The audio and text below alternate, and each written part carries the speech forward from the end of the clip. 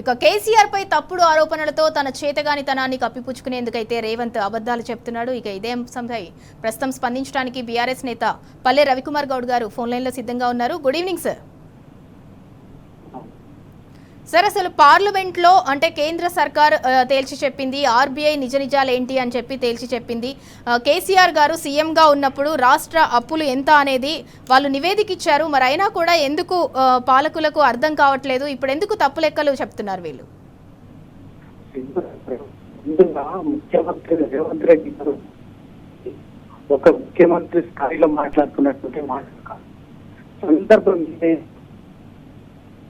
ఆదా చౌకబారుగా దిగజారుడు మాటలతోటి చిల్లర మాటలు థర్డ్ క్లాస్ లాంగ్వేజ్ తోటి థర్డ్ క్లాస్ యాటిట్యూడ్ తోటి మాట్లాడుతున్నటువంటి ఫస్ట్ చాలా ఒక ముఖ్యమంత్రి హోదాని ఆ గౌరవాన్ని ఎప్పటికప్పుడు దాన్ని దిగజారుస్తున్నాడు. దానికి ఉన్నటువంటి డిగ్నిటీ అంటే కోరం ముఖ్యమంత్రి రేవంత్ రెడ్డి గారు.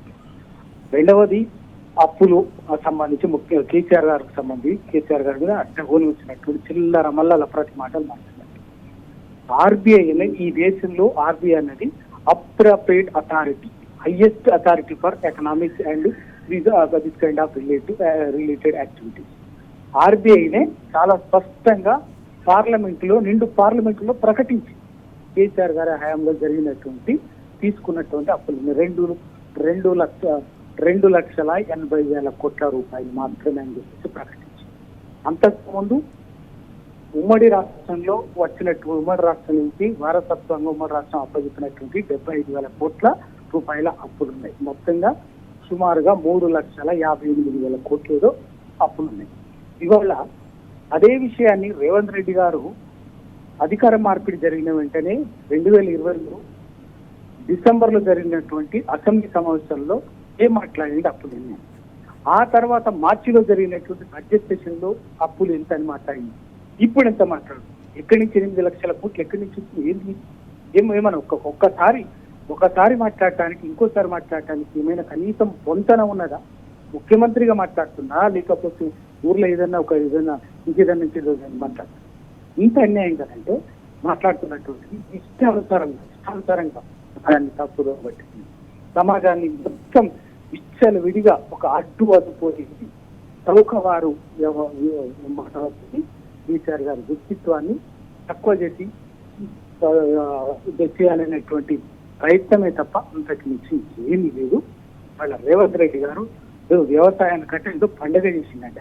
వాళ్ళ తెలంగాణలో ఏ ఊరికి పోయినా, ఏ పొలం దగ్గరికి పోయి రైతును అడిగినా, ఎక్కడ అడిగినా కూడా ఈ విత్తనాలను మొదలుకొని, ఎరువు మందులు మొదలుకొని, పండిన పంటలు కొనుగోలు వరకు రైతాంగం గడిచిన 2.5 సంవత్సరాలుగా ఎంత ఇబ్బంది పడుతున్నదో ఇవాళ తెలంగాణ రైతాంగము కళ్ళతోటి చూస్తున్నది, గోసపడుతున్నది. సిగ్గు లేకుండా నోటికి వచ్చినట్టు పశ్చాత్తాపం మాట్లాడారు, రెచ్చగొట్ట మాట్లాడారు. అధికారంలోకి వచ్చేందుకు నాకు ప్రజలకు 420 హామీలు ఏ ఒక్క హామీని సంపూర్ణ అమలు చేత కానీ కోసము పాలిటిక్స్ కానీ రేవంత్ రెడ్డి ఎప్పటికప్పుడు ఇటువంటి మాటలు చౌకబారు మాటలతో డైవర్షన్ పాలిటిక్స్ చెప్తా కాదు. వాళ్ళ రైతు బంధు, రైతు బీమా ఇది ఏ పరిస్థితిలో ఉందండి? రైతు భరోసా రైతు బంధా, ఇప్పుడు రైతు భరోసా అన్నారు. ఇవాళ రాబందులు కదా అనిపించిందట. మాట్లాడటానికి నోరు ఎట్లా వచ్చిందండి? వాళ్ళ ఈ దేశంలో 29 రాష్ట్రాల్లో రైతులకు పెట్టుబడి సహాయంగా ఆర్థికంగా నగదు రూపంలో ఇవ్వాలనేటువంటి ఒక సాహసోపేతమైన ఒక మానవీయ నిర్ణయాన్ని తీసుకున్నటువంటి మొట్టమొదటి నాయకుడు, మొట్టమొదటి రాష్ట్రము తెలంగాణ కేసీఆర్ గారు. రైతు బంధును ప్రవేశపెట్టి 11 సార్లు అద్భుతంగా అమలు చేసి చూపించినటువంటి నాయకుడు. 12వసారి ఇంకో మాట ఏమి, ఆ రోజు ఆయనకు అధికారం పెట్టట, రైతు బంధు బకాయి పెడతానట, కష్టపడి ఆయన 7,000 కోట్లు సమాజం మర్చిపోలేదు, సిగ్గు లేకుండా మాట్లాడతారు. ఏమైంది?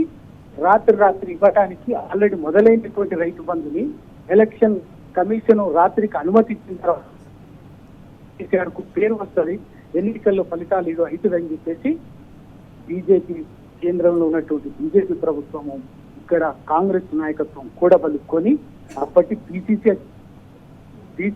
అధ్యక్షుడి హోదాలో వీళ్ళే ఎన్నికల కమిషన్ రాత్రి ఆపించి రాత్రి మొదలైనటువంటి రైతు బంధు నగదు జమ కావటం తెల్లారకల్లా ఆపించినటువంటి మూకులు.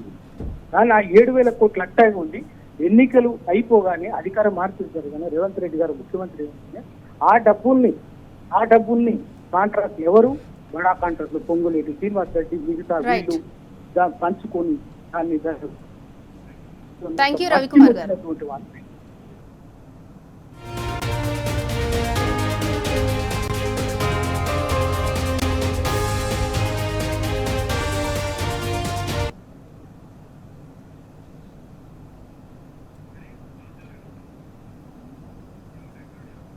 రైట్, ఇక ఇదే అంశంపై ప్రస్తుతం స్పందించడానికి మనతో పాటు ఫోన్ లైన్ లో సిద్ధంగా ఉన్నారు వాసుదేవరెడ్డి గారు. Good evening sir.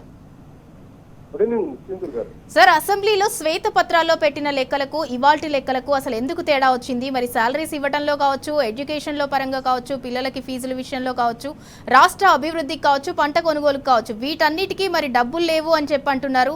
మరి విజయోత్సవ సభలు ఎందుకు పెడుతున్నట్టు, వాటికి డబ్బులు ఎక్కడి నుంచి వస్తున్నాయి అంటే అల్టిమేట్ గా పాలన చేతగాకే ఈ వ్యాఖ్యలు అని అనుకోవచ్చా?